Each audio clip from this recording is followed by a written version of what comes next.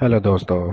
मैं हूं मोहम्मद उस्मान और आप देख रहे हैं उस्मान आईटी सॉल्यूशन। दोस्तों, आज हम बात करेंगे विंडोज़ 11 के फीचर्स के बारे में।